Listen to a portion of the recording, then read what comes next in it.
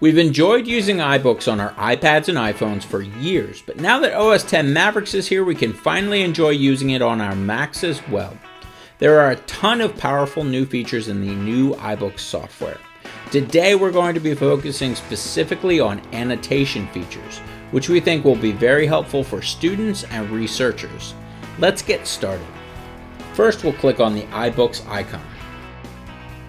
Now I'm going to open a book by double-clicking on it.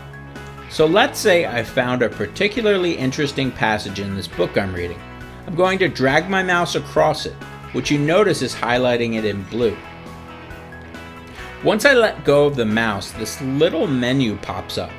There are a lot of options in here. If I click on one of these colored circles, my text will be highlighted in that color.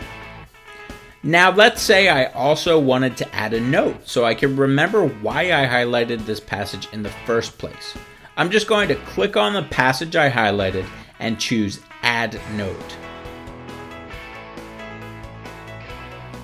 You'll notice that when I click outside of my note that I get this little yellow square. If I click on that square, I get to see my note again.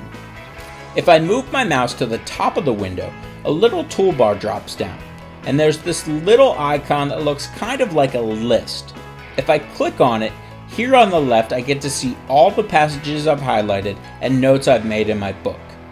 I can see what page they're on and even what chapter they're in. If I click on the highlighted passage again, I can choose to remove the highlight and note.